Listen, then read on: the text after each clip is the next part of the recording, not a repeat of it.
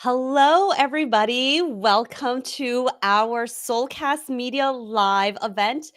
I just want to say, if everybody can see me and hear me okay, please give me a thumbs up on your end or type into the chat function to let us know that all the tech is working on your side. Sometimes with these virtual live events, you never know what is going on. So, again, welcome everybody. Hopefully, everybody can see me and hear me okay. I was just behind the scenes looking at all the amazing comments that are coming in from folks dialing in from around the world. And that is the most amazing part about doing an event like this. And that's why I do these about every other week or so, because I think it's just a great way to engage with folks. So thank you all for saying, yes, everything is good. Sound quality is great. We are good to go. So, I want to say welcome. We are here today because we have a very special event talking about communication tips specifically for introverts. So, the fact that you're here, maybe you resonate as being an introvert, or maybe you're kind of somewhere in the middle, depending on the environment and who's there, or maybe you are a full and proud extrovert, but you maybe work with a lot of introverts on your team. By the way, let us know in the chat function, do you consider yourself an introvert, extrovert, or do you feel like you're somewhere here in the middle? Let me know in the chat function. This is what makes these events so fun, is when we can hear from you, we can get your comments coming in, because like I said, this is live. And as much as this is an event where we're going to be sharing our tips to help you boost your communication skills, I want you to know that this event is for you and it's supposed to be interactive, meaning if you have any questions, well, we are going to do our best to try to answer it because we want to keep it interactive. This was for you. So, if you're here today, I want to say I'm so glad. We are putting together a series of special Soulcast Media live events called the Book Launch Series. Now, if you've been following me for a while now, or you might be following some of my guests who I'm going to introduce in just a little bit, you might be familiar because I've just been nonstop talking about this book. I know it's kind of flipped, but this book, Smart Not Loud: How to Get Noticed at Work for All the Right Reasons, it comes out worldwide in about 3 weeks. So for me, it is crunch time, but it's also celebration time, because this book, once it gets out there, I'm just really thrilled for folks to read it. It's a communications book at the end of the day, but it's really written for folks who might not resonate with being that loud, dominant, assertive type. And I'll tell you, that's not me. That was never my style. And my background, for those of you who aren't familiar, I used to work on TV. So I was a former television journalist here in the US. And if you can imagine, in a newsroom on TV, you're surrounded by a lot of loud, dominant, extroverted people.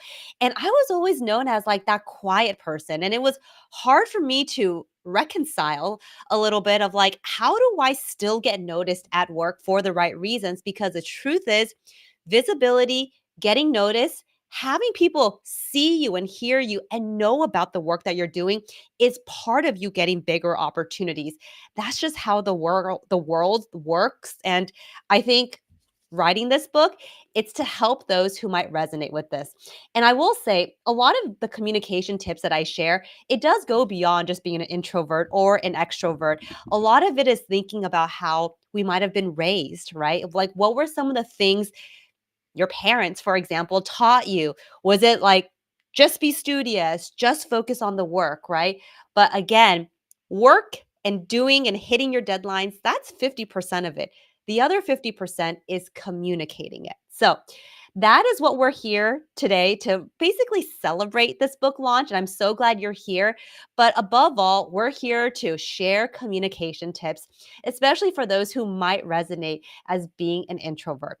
So I love how many of you are saying, most of you are like, ambivert, introvert, depends. And I love how, Donald here is giving us 60% introvert and 40% extrovert.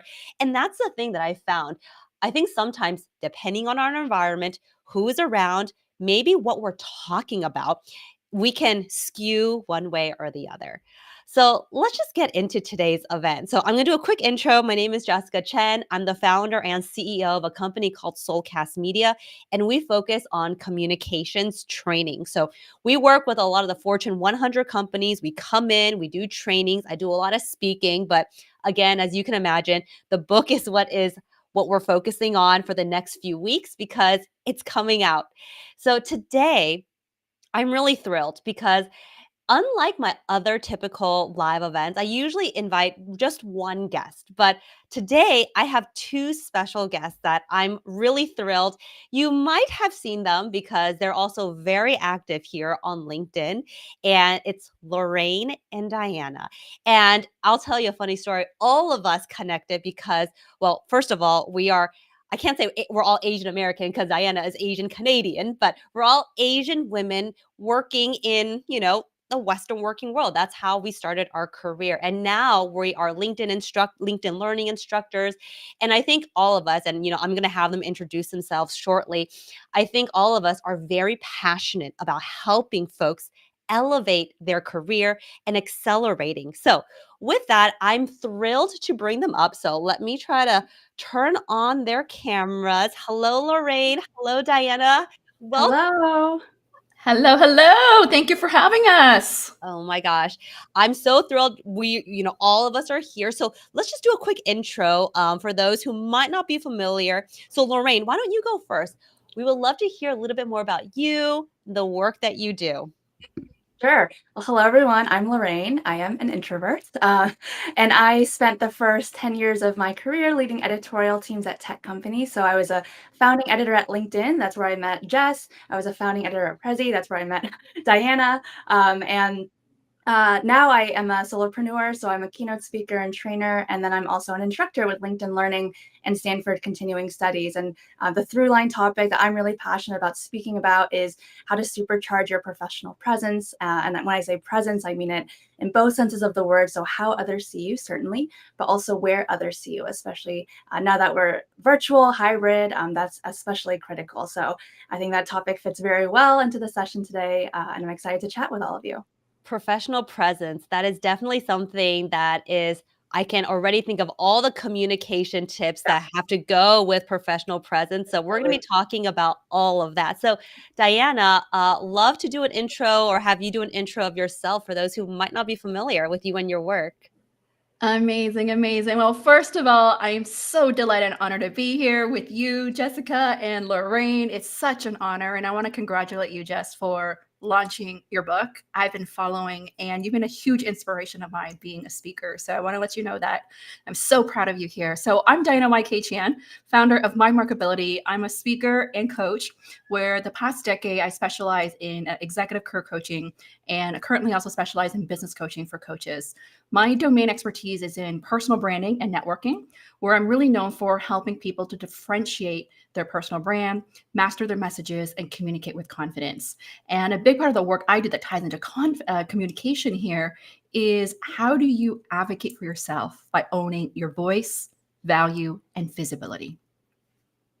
I love it. And Diana, I think you and I have been connected for quite a while too. And here's a funny story. Before all of us jumped on this live, all three of us were behind the scenes and we were chatting. We were like, we've all been connected. We've all been friends for a while, but this is the first time all of us are together doing this special event. I'm so grateful to Diana and Lorraine for basically celebrating this special time with me. So let's get started. We're talking about communication tips for introverts. And, Lorraine, you've admitted it. You're an introvert.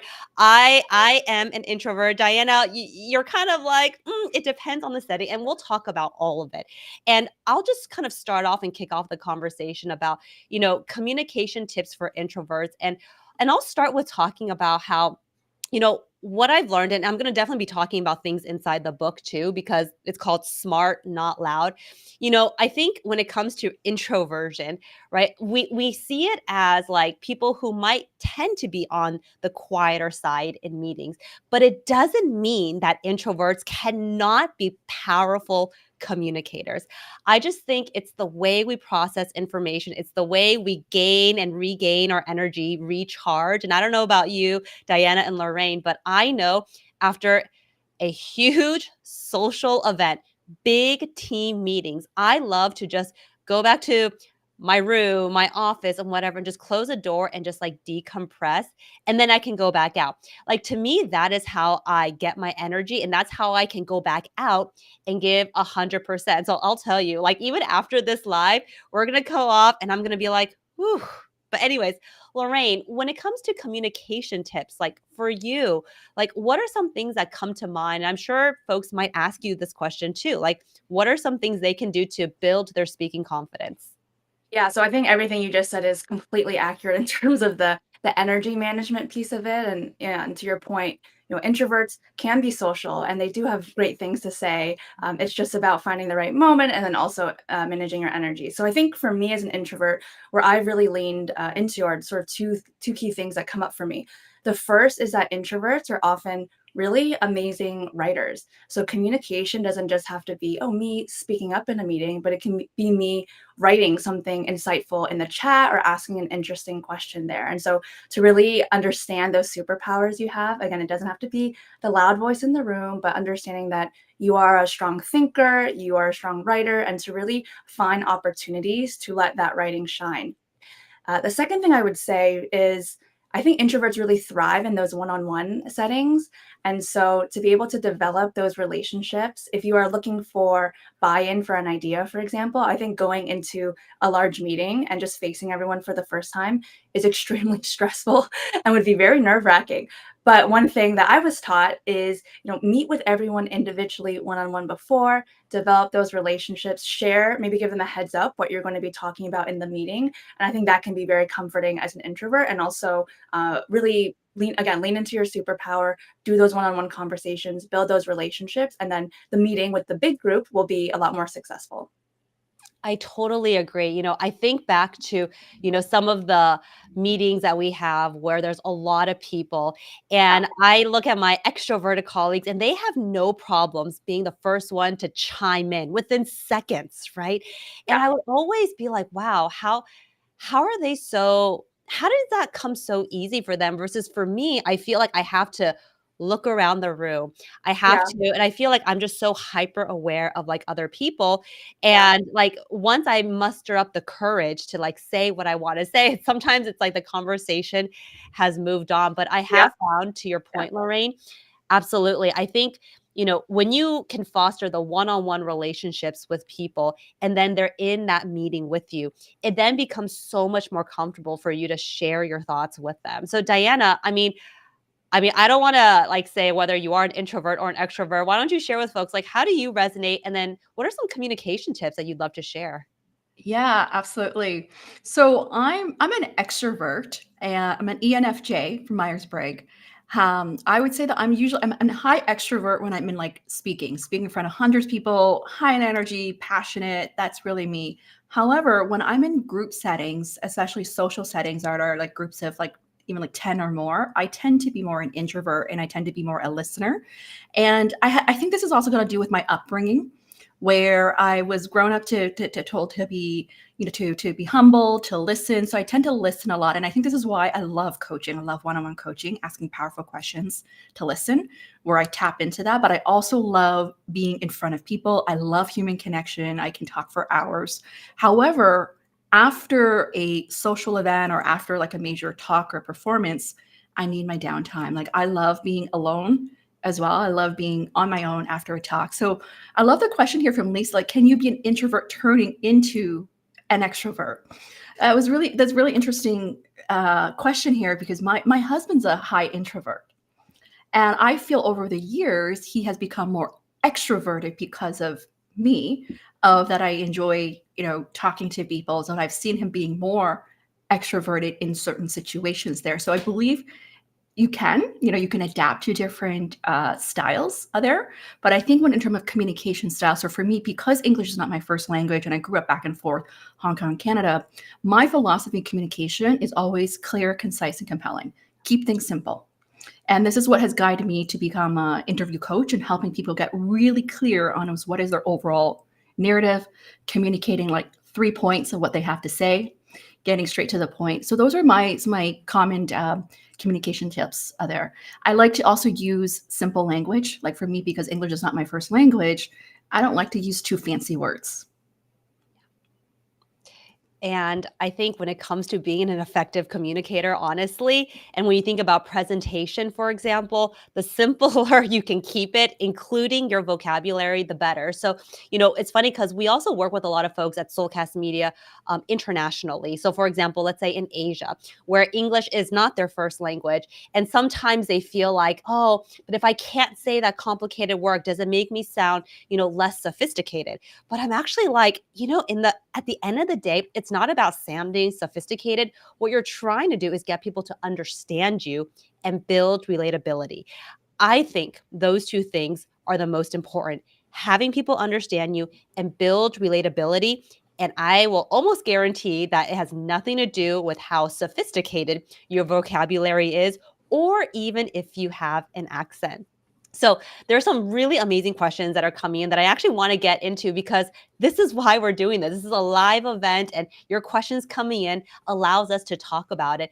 And there's an interesting question that says, is being an introvert looked at as a disadvantage in a competitive world? So I'll take this question first because I actually write about this in the book. So, by the way, the book is divided into a part 1, a part 2, and a part 3. And I'll give everyone a high level overview of it. But part 1 is about teaching folks to reframe how they think about the way they show up in the workplace. So in part 1, I talk about how, and a lot of it is very personal. I talk about how, for me, I was raised in a very conservative environment. So it was a very traditional Asian household where we were not taught things like speaking up. We were not taught things like raise your hand. We were not taught things like, share your thoughts, share your wins, or even advocating for yourself.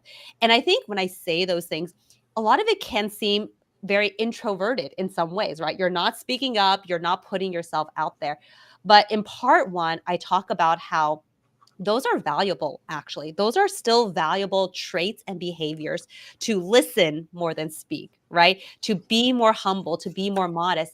But the truth is, and I want to get your thoughts, Diana and Lorraine, is in many corporate Western influenced workplaces, there tends to be what we call an extrovert ideal, right? It's where we pay attention to the loudest person in the room, where our eyes and our ears are like, oh, whatever that person says.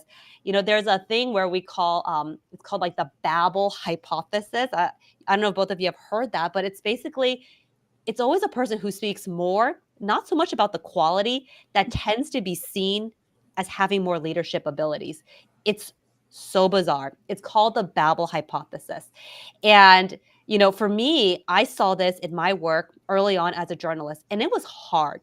So in part 1 of Smart Not Loud, I talk about how we can reframe the way we approach work, knowing that in many ways, this is the environment we're in. This is the context we're operating in. And then in part 2, I talk about building your quiet capital framework. And I love that word, quiet capital, because I think quiet is powerful. I think quiet is a strength. So in the book, I'm not talking about, and this is maybe for my introverted folks, it's not about eliminating the quiet side to you. It's using it as capital. And so I talk about it as building your career brand, building credibility, and then teaching you how to advocate for yourself. That's part 2. And then part 3 is all things communications. Because at the end of the day, all this can be theory, but you got to be able to express yourself and your idea. So that's a high level overview. If it's a very, I call it, it's like a very like complete book, because I think it really takes people on a journey. So, to answer your question, is being an introvert looked at as a disadvantage? Like I said, in many corporate Western influenced workplaces, there is that ideal, but it doesn't mean we cannot leverage what comes natural to us to get people to notice. So I'm going to pull you back in, Diana, but what are your thoughts on, if people know that this is what's rewarded, right? Being loud, but that's not their style. How would you encourage them to put themselves out there in a way that feels right? Yeah, this is such a great discussion because you got me thinking back when I was in business school, and 50% of our grades was on participation, speaking up. And I had the softest voice in class, and I was told that if I didn't speak up, I would fail. And going back to it being top of mind or being heard, being seen to have essentially either the advantage or to get the grades here. I think that the way I look at it, because I do a lot of branding work, is we need to first also embrace our true self, our authenticity of who we truly are, right? Being comfortable in our own skin and really believing in our own self-worth and value, that we have something valuable to say. I feel like that's the first step, because if you believe that you have something valuable to say, then you would start communicating your thoughts Yeah. and your ideas, right? I think that's the first step, is even believing that you are enough and that you have something valuable to offer. I think that's the first step, because a lot of times I feel like what I've been hearing from a lot of people I hear is that, well, I want to share this, but I don't know if my English is good enough, or if what I'm saying makes sense, or how the people get perceived. And so the first step is even just believing yourself and being bold enough to speak up. And I've noticed myself in the last couple years, or even 5 years or so, as I started to embrace my authentic self of who I truly am. Right? There's that extrovert side of me, the introvert side of me, and how I have this also vibrant personality and positivity versus trying to be conservative and all that, that I'm able to really connect with people better and I really love believing in what I have to offer is valuable. And so I think that's the first step, is that. I love that. It's that self-confidence and that knowing your worth, right?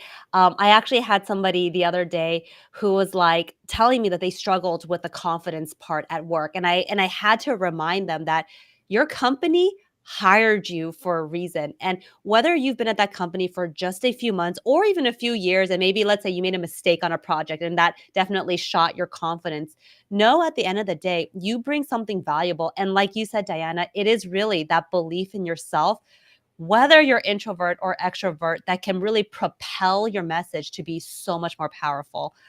I love that. Absolutely. I just want to bust a myth as well, because one of the common questions I always get whenever I do a talk on personal branding, I always get a question asking, is personal branding only for extroverts? Mhm. That's the question I always get because of advocating for yourself, promoting yourself, selling yourself. It feels like it's more an extrovert type of activity.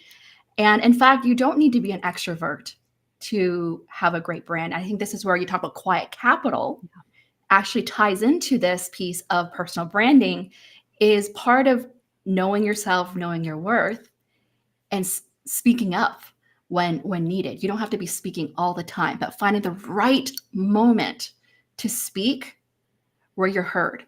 I'll give one story. This will resonate. This was many years ago, 10 years ago. Like I just shared with you that my husband is a high introvert, high introvert, analytical. And we did a training together. It's called the Enlightened Warrior Training Camp. So imagine like hundreds of people where it's like high energy, rah, rah, right? And we're faced with this obstacle course of how to do this crazy obstacle course here. All these extroverts were all like sharing ideas of what to do. And like we couldn't figure out a solution. And when my husband spoke, everyone just listened and we went with that idea. And so I think this is such a powerful example as introverts, is that you don't have to be the loudest or have the most ideas to get your point across. But if you have a great idea that everyone can understand how to execute it, that could be the way to go there. He basically dismantled the Babel hypothesis that I was just talking about, where it's like people just talk, talk, talk, talk, talk, and nobody's really listening. But when the quiet person talks, people pay attention. Yeah. Yeah. Okay. Sorry. I'm a little sick, but okay, Lorraine, I want to get your thoughts on this. We're talking about people who work in an extrovert ideal world. How can somebody overcome that and still get noticed? Yeah, well, I think what you said earlier, Jess, about mindset is super key, and just getting in the right mindset, knowing, I mean, similar to what Diana said, right? Knowing that you have value, knowing that you are there for a reason. So just the mindset shift, understanding that you do have value, I think is the first step. The second thing I would say is, earlier I talked about how I speak to companies about professional presence. And the second piece of presence is, where are you showing up? So I think a lot of people, when they think of, oh, I have to be loud, I have to contribute, it's directly in the meeting. But there's so many different channels now where we can exude presence, where we can make our opinions, our insights known. So whether it is through an email, whether you are very active in a Slack channel, right? Like all those different touch points that we have in a given day. Think about just how many different ways you communicate, right? And all the different places you communicate. And those are certainly just as valuable, if not more valuable sometimes, right? Like so many companies, we're not seeing each other in person. Maybe we're doing more asynchronous communication. So leaning into those other channels as well to make your voice known. Again, not necessarily through spoken word, but written word, I think is another great strategy. And then the third thing I would say, there is this really interesting data that came out, I think a few months ago, around executive presence. So I talk about executive presence and branding a lot as well when I speak to companies. And I was so excited when I came across this data. And basically what it showed is that our definition of what executive presence is has really changed over the past 10 years. So I think it was from 2012 to 2022, and it listed all these adjectives of, how people describe executive presence across three main buckets. So gravitas, communication, and appearance. And so the sort of like the first place adjectives were all the same across 2012, 2022. But then you start seeing some shifts, right? So things like authenticity appeared on the list, both for communication and appearance from 2022. That was not on the list before, right? So that's good news for all of us introverts, right? To really lean into our authentic selves. Things like forcefulness were pushed off the list, which was really nice. Nice to see, right? For us, less forceful personalities. Listening to learn, like all of these sort of people-centric qualities were appearing in 2022, and I assume are still continuing today. And so that should hopefully be very invigorating and exciting for the introverts, especially in the audience who really embody these skills. And it's great to see, through COVID, I think a lot of that authenticity, just being our true selves, has really come to the forefront. So I think we're uniquely positioned to really thrive in that sort of environment. I love that. I love that you shared that. And it actually reminds me of, somebody asked me, or they actually shared this very personal conversation that they had with their manager. And they were actually really frustrated because their manager basically told this person, I need you to be more assertive at work. Like that was actually a performance feedback that they got. And I remember when this person said this, and by the way, I don't know if this resonates with any of you. Maybe you've had a manager or somebody on your team who said that to you too. You got to be more assertive at work. So it came from a very well-intentioned place where they knew, they know who you are, they know about the quality of your work, but they're just like telling you, you got to speak up more in meetings. And I will tell you, as an introvert, if somebody was like, you got to speak up more in meetings, I'm like, of course, I know this. Like, I know that I need to do this, but obviously it's not easy for me to do. So this person was actually asking me, how do I deal with that? Like, how do I become more assertive in the workplace? And Lorraine, what I love about what you said is there are many different communication platforms other than the speaking. It's like, utilizing the written communications, or if it's like, if your company uses Slack, the instant messaging, like those types of things, being more assertive and sharing your thoughts there are a great way to showcase yourself. And this is actually where I have to share a tip that's in my book because there's a section, it's actually in part 3, and it's in chapter like 7, where it's all about the words that you say. It was about how can you chime in? I don't even use the word speaking up.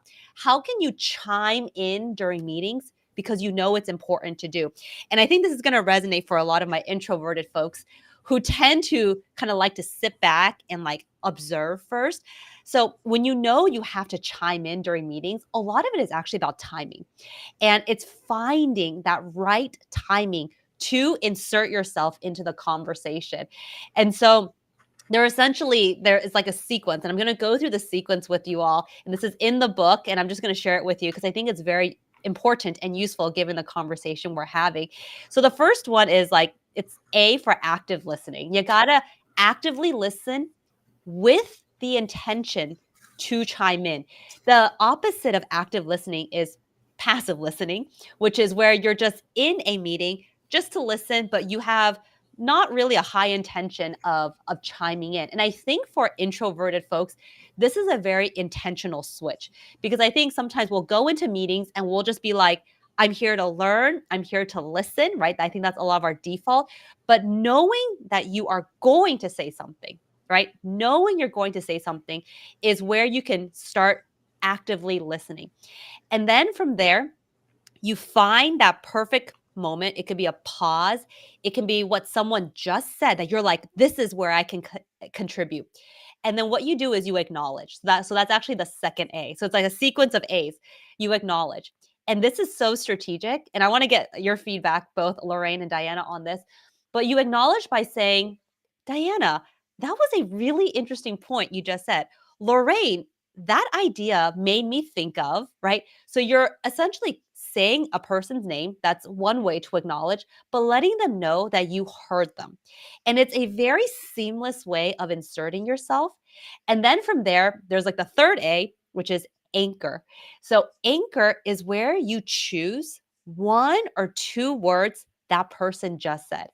Diana, you said personal branding, and it made me think of, or Lorraine, you said executive presence. So that I'm anchoring what you just said, those words, into now what I want to say, which is next, answer. Now I give my answer of the point I'm trying to make. This is what I call the 4A sequence, and it's a very strategic and intentional way. And this is like, one of the tactical tips that I love teaching folks of like, this is what you want to do if chiming in during meetings feels hard. So active listening, acknowledging, anchoring, and then answering. So Lorraine, I want to get your thoughts. Does that resonate with you as like a very strong introvert? If Oh my somebody God. gave you that tip, would that help you? Yeah, oh my gosh, definitely. And I think the thing that I really like about that and just generally like when when we are faced with difficult sort of situations or situations that might be a little bit stressful, having a framework to follow, I mean, having that structure, I mean, introverts are very thoughtful, right? And pay attention to detail. So I think that, I mean, the framework, yeah, goes a long way in helping you not just be like, oh my gosh, I have to just come up with something, but okay, step one, step two, step three, step four. So yeah, it really resonates. And something that I was thinking about as you were speaking is, the meeting facilitator also has a responsibility as well to make sure that people do have those opportunities. So, one thing I talk about is rules of engagement. So, ahead of any meeting, if you are a meeting facilitator in the audience right now, whether you're an introvert or extrovert, make it really clear how people can chime in. I think as an introvert, the idea of figuring out the right moment to unmute and to hop in, I mean, it is so stressful. I'm just like, and then by the time you get, brave enough to unmute, like the conversation has already moved on. So really making it clear, okay, everyone who wants to participate, please raise your virtual hand, or I will pause at this moment for questions, or send me a chat if you like have something that you need to say. I think goes a long way. And then one other thing that came to mind was finding your extroverted buddy in the meeting can be really helpful too. So, like, if us three were in a meeting, I'd be like, Diana, like, I think I'm going to have something to say about this topic. Like, can you help me jump in when that moment comes up? So, yeah, great Yeah. acronym for sure. And then those other thoughts came to mind as well for just how we can make it more inclusive. I love Yeah. what you mentioned. I was like, Lorraine, like the dreaded mute and unmute. It's So like hard. Yeah, it's like a battle sometimes. yeah. Diana, Well, your I'm thoughts? going to build on this is that as an extrovert, something I pay attention to is knowing, for example, Lorraine is an introvert here. I would ask her, I'm like, Lorraine, it sounds like you have something to say, or what are your thoughts here, Lorraine? So as an extrovert, like, paying attention to include other people. Yeah. If you feel like they have been quiet, but they've been waiting for their turn, is to ask them that question, like, hey, looks like you're thinking about something. You have a point to say. Would you like to say something there? Right. So just to build on that, I love the framework that you taught, Jess, because I'm big on frameworks, especially with acronyms. It's like my style. And when you talked about active listening, one of the power of active listening is about being present. And when you're present, people can feel connected to you and your energy. They can feel that. It's through the body language, right? Your tone of voice, your presence, they can just feel that. And so even though you may not be speaking, but if you're head nodding and you're smiling and your posture is showing engagement, people can feel that. You are actually either supporting them in their idea of what they have to say, right? If you're in agreement, or even if you just have like a little, like say, raising your hand a bit and they see you that you want to ask a question, you are signaling to them as well. Like as a speaker, I see when people are there are present, like whether it's through head nodding, even though they're not speaking. So keep that in mind in terms of body language. And Lorraine, when you talked about the authenticity piece, that data, I really love that. I want to back this up with this other data around embracing your authenticity. It has shown that when you are step into your most authentic self, you are 4,000 times more charged in your authenticity frequency that you emit. That is more powerful than gratitude and love. Meaning that when you step into your most authentic self, people are magnetized to you. They're more attracted to you as well. And so this is really goes back to the importance of, do you feel like you get to be yourself when you are showing up at work? Or do you feel like you don't belong? Right. I was gonna say, that it goes back to what we were saying about this belief in yourself and knowing what you have to say matters. And sometimes that can take you 50% there, that energy that you need. So there's actually some really interesting, comments that I think pertains to this aspect of chiming in. And one of the persons like was saying, it's like, well, by the time I want to chime in or I have an idea, the conversation has moved on. And let me actually share one of my tips and advice for if this is the case, because this is a very real life scenario. And actually, as I was thinking about this answer, Diana, you actually were doing it. So what you actually did, and this is the tip, is if the conversation has moved on and you're like, I actually do have something to say about that topic, you can actually say the words, going back to what we were talking about really quickly and just saying that. Like, by the way, I want to bring us back to what Diana or what Lorraine just said, right? And so even though the topic has slightly moved on, you can still retract and go back and say like, "Hey, I actually want to add my 2 cents." Add your 2 cents and then you can kind of move on with the conversation. So don't feel if you have something that you really want to share and you're like, "Oh, is it too late?" It's not too late. It's probably something that people need to hear.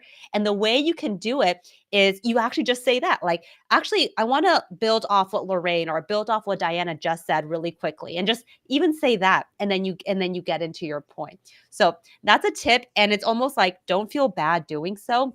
It's actually, what you have to say really does matter. Um Yeah.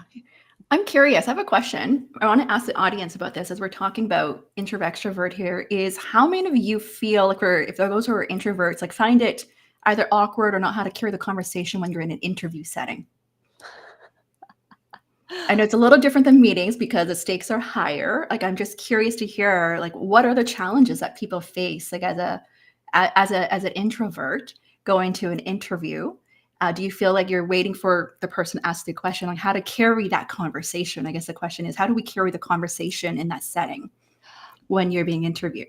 I have a few tips that I would like to share, but I want to give Lorraine a chance to like come up and get your answers on that question. Like in an interview setting, if you're introverted, how do you put yourself out there in a way that feels comfortable? Sure. Yeah. I think, the tip I'm going to share, I think applies to interviews or just like everyday conversations with coworkers. But I think what happens on a lot of calls or meetings, especially virtually, is a lot of us are on autopilot. And so we are doing just the usual small talk, like, how are you? I'm good. How are you? And that doesn't really advance the conversation, especially if you're in an interview setting, right? You want to try to get to know the other person a little bit more. So even in shifting your response a little bit, let's say the interviewer asks you like how you are. Oh, I'm so great because of, XYZ reason. I'm so excited to be chatting with you today. Already you've amped up the energy and shown that positivity and brought that to the call. Beyond that, though, I really encourage people to turn off autopilot and turn small talk into more strategic conversation. So moving away from the how are yous can you see my screen? How's the weather? But instead, going, small tweaks beyond that. So instead, how are you? Like, what are you excited to be working on? How's the weather? You might respond and then say, oh, I've always wanted to, travel there, or I have a trip coming up there.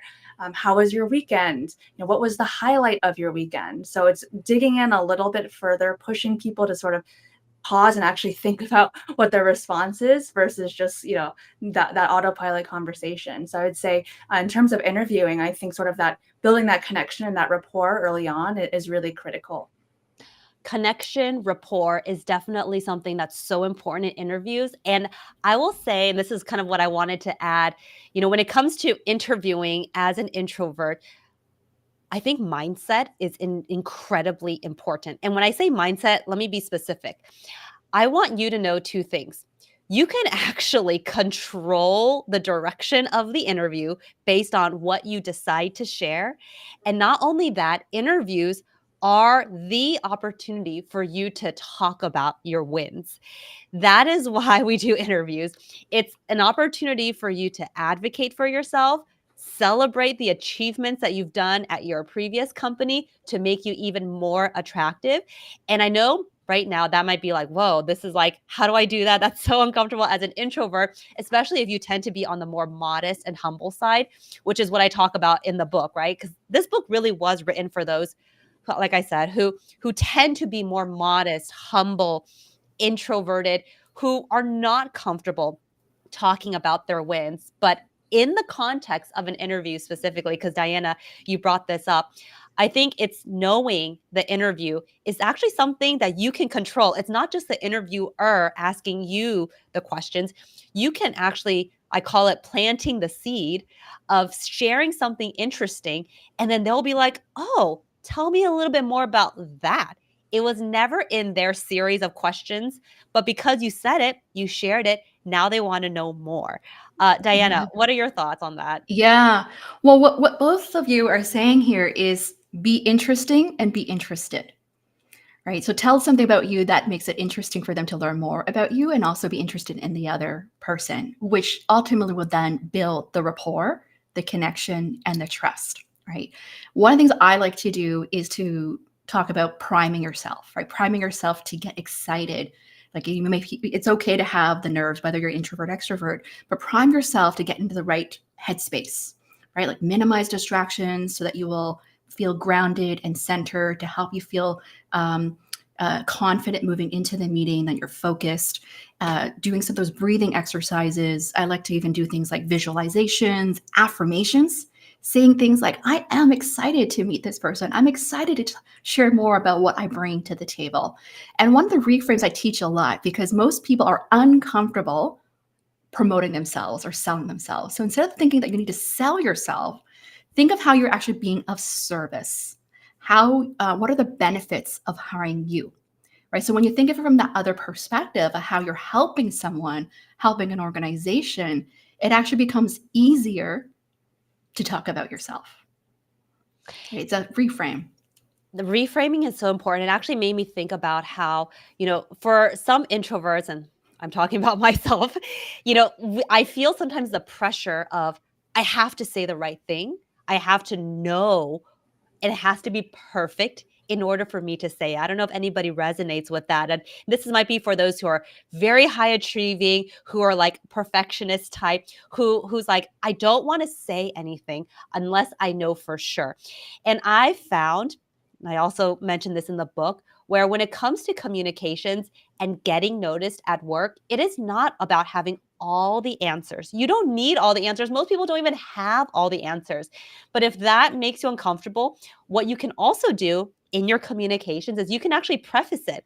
You can actually say words like, I'm thinking out loud here. Just saying that is almost like hedging. It's what we call hedging. It's a buffer, right? So you're letting others know that what you're saying, you're still processing in real time. But the reason why this is so powerful is you're still talking, you're still communicating, and you're still getting noticed. Lorraine, do you have any thoughts on that? Yeah, I think that makes a lot of sense. As you were saying that, it made me think of something else too, in that, letting people So I think that what you said, Jess, makes a lot of sense. And I think like one other thing introverts can do is letting people know that you're introverted. I think that's something that you might not necessarily think of, like, oh, I have to talk about my personality type. But when you do that, I think it also can help people understand, like, yeah, like you are going to be someone like who prefers to have a little bit more time to think and come up with your thoughts. But if you are jumping in live from a meeting, like you just process things different ways. And so yeah, that came to mind when you were saying that. I think that can shed a lot of light to your coworkers about how you think, how you work, yeah, and just how you come up with what you want to share. So that immediately came to mind. I don't know if either one of you has ever like shared your personality type at work before, but would be curious to hear. I actually have never explicitly personally said like I'm a introvert unless it like comes up. In fact, a lot of people are very surprised to hear. So my Myers-Briggs is actually an INFJ. So actually, it's not too far from yours, Diane. I think our E and the I's are flipped. But and that's kind of like what I want to share with folks. Like because I teach communications, people are like, "How you're seriously an introvert?" And I'm like, "I am seriously an introvert." And I think the energy that propels me to do things like this, right? Speak live, do live events, speak to big audiences. A lot of me being able to do that is the preparation work behind the scenes to give the energy to do that, because I know when we're on, we're on. We're doing this thing, right? And I think that's the same approach when we go into meetings, right? It's like, okay, we're in a meeting and hopefully we're not like in too many back-to-back meetings, but if we know we have an important 2 o'clock meeting, then it's kind of like telling yourself, okay, this is an important meeting. I got to bring my A game, right? And then once the meeting's done, then you can kind of sit back, relax, and then like re-energize again. But I think it's kind of knowing when you need to bring that energy, because that moment of when you're in a meeting with people, people are seeing you, that's when impressions are formed. So Diana, do you have anything to add to that? Yeah, absolutely. I mean, studies show that it takes 7 seconds for one to form an impression about you. The next thing they form is your ability to communicate effectively. So one of the things I always talk about is that it's less about having the perfect response, that you have to have the script, right? You can be prepared, but imagine if you're reading off a script versus really being in flow. And this is really the difference between speaking from your heart versus from your head. So I always teach this to my clients when we do interview coaching, is that when they are overly prepared with their interview answers, it sounds very it's monotone, scripted. It's because they're speaking from their head. But as soon as you actually speak from your heart, the connection with you and the other person, the audience, is deeper and the trust is built. And so this actually goes back to is, do you trust yourself? Do you believe in yourself? Do you believe what you have to offer or what you have to say makes sense? Or are you worried about how other people are judging you in the moment? Well, the moment you start thinking about what people are thinking about you in the moment, that is when you're off track, because you can't be present. You can't be speaking from your heart. Yeah. When you're thinking about what like my hair, the shoes, the whatever, like then you're not focused on the message and connecting with folks, right? Yeah, absolutely. I was just going to say, like, if for those of you who have like butterflies, I'm not sure what to say in a presentation, a meeting, or in an interview, a technique you can use is buy your back some time, like a few seconds of extra time. Is you can clarifying of what you understood or what you heard from the audience. So this is what I'm hearing is this, is that correct? Or what you're asking is this, is that correct? That just gives you a few extra seconds to process your thoughts just by reframing that on what you're understanding. Or going back to one of the techniques you use is, what I'm thinking is this, based on what you're sharing, what I'm thinking is this, or can we circle back to this in a few minutes here? And so that will just give you a little bit of extra time to do a little bit of thinking to structure your thoughts. I think saying too that you don't have the answer sometimes is okay as well, right? I don't have the answer, but I will, make sure to get it to you by, the end of the day, by the end of the week, whatever it is. And being a clear communicator in that way as well. I think if you can just tell people when you're going to get them the answer, I mean, that's totally fine as well. So, what I love about our conversation today is like we shared some fantastic communication tips of those who might resonate as being a very strong introvert, a medium introvert, wherever it is that you are. We shared a lot of techniques and tips and mindset and reframes of how you can approach showing up at work. And I'm so sad to say this, but I mean, as we wrap up here, then this time, I don't know about you, but I felt like this time just flew. As we wrap up here, I want to give both of you, Diana and Lorraine, an opportunity to kind of like share some last, I call them golden nuggets, last golden nuggets with our amazing listeners and audience of communication tips. If you do resonate with being an introvert and communications is important, I mean, that's why we're all here.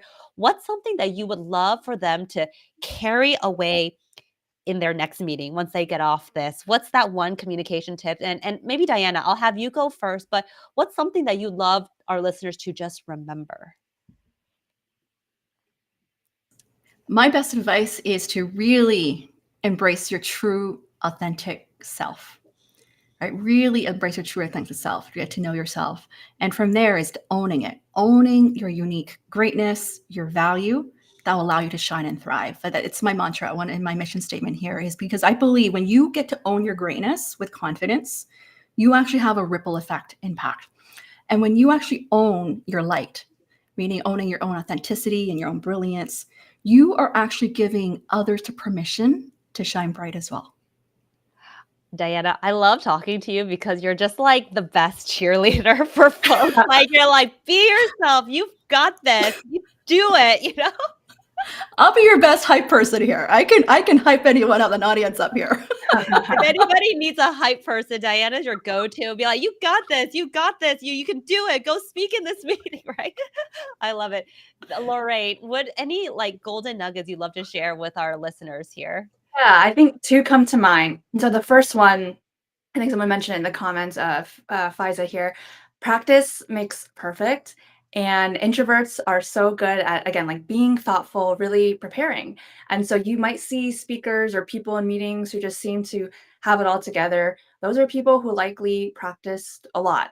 So don't think it just comes naturally. Like practice is really key to sort of building that confidence and to communicating confidently as well.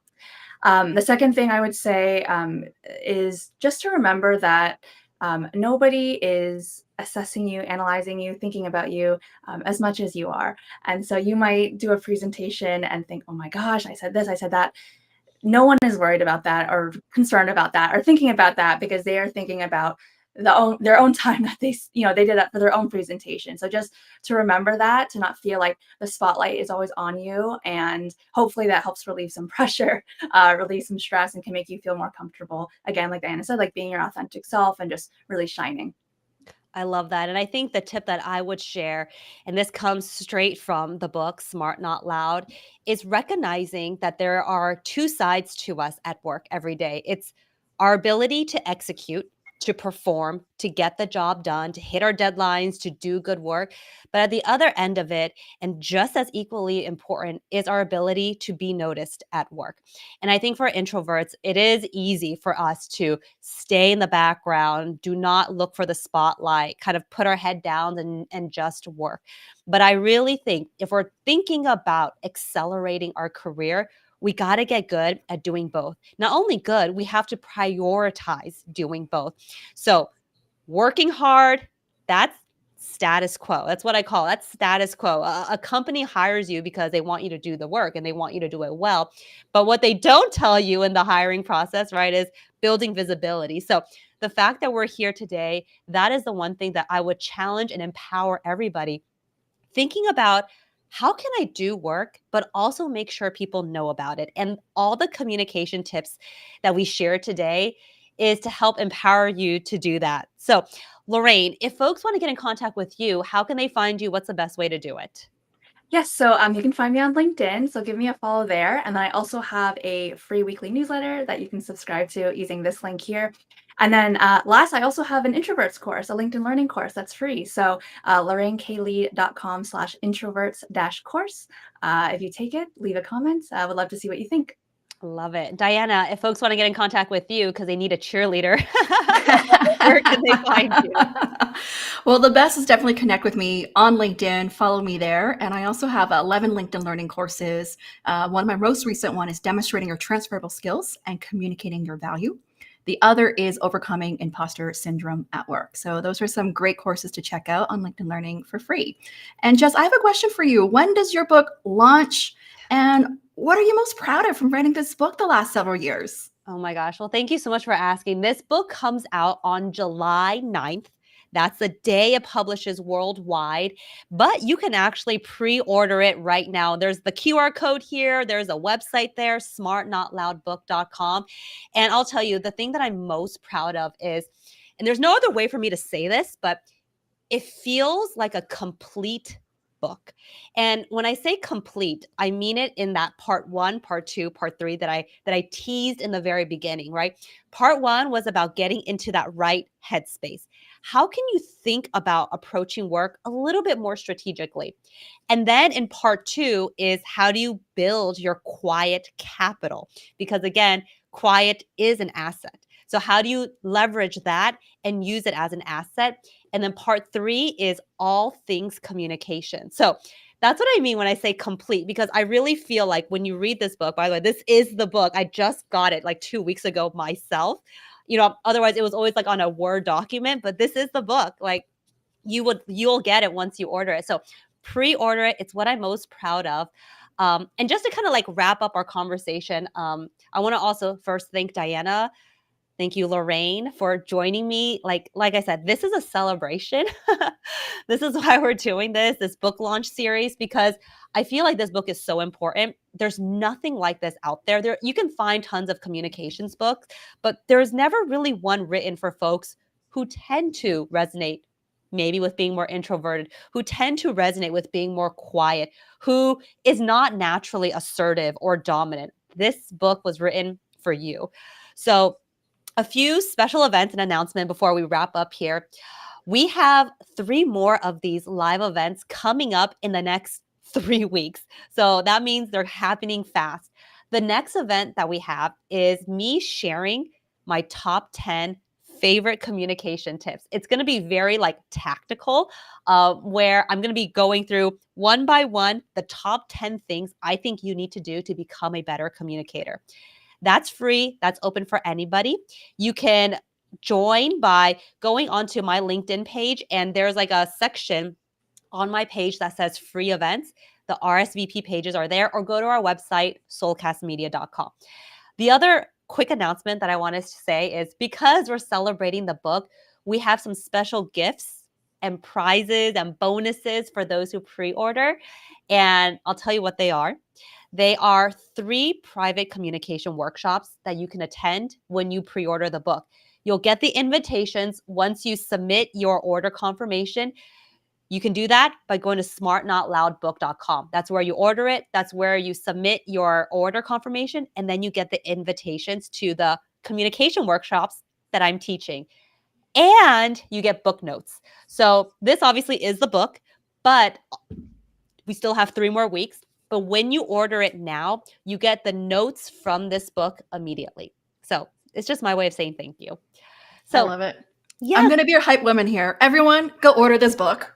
Go order this book. And I want to encourage you to share this with others as well. Like this, share it with your network, with your friends, right? Write a review once you get the book as well. Like share it, promote it, because like you said, like this is one of those books that it's for quiet leaders as well too, right? I think it's such an important book. And I think that what I'm so proud of, I really want to congratulate you, Jess, here is one, like spending the last few years writing this book and just really seeing you grow on an international scale as a speaker. Like you've been such a huge inspiration, I would say, to Lorraine and I as well, as a speaker, seeing you shine on a global stage and being an Asian woman representing as well. So I just want to let you know that you've been a huge inspiration for me to go globally as well, to speak and share my voice and create more LinkedIn courses. So I really want to give you that stage here to tell everyone to go order this book, share with others. Like I'm going to be promoting it. You're going to see me talking about it as well. For those who are here live with us today, share your key learnings. What are the key communication tips you learned from us today? Tag us And also like add like the link to the book, smartnotloudbook.com. Yep. Right? Spread the word, and you're also sharing a message here. Absolutely, that there is power in being introverted in the workplace. So, Diana, Lorraine, thank you so much for joining me. And again, for those who are interested in ordering and pre-ordering the book, that's the website smartnotloudbook.com. That's a QR code. And if you order the book before July 9th, that's how you get the bonuses. So, with that, thank you all so much for joining. I hope you found this conversation super insightful and you walked away with maybe 1 or 2 or 5 golden nuggets. And I will see you at our next event.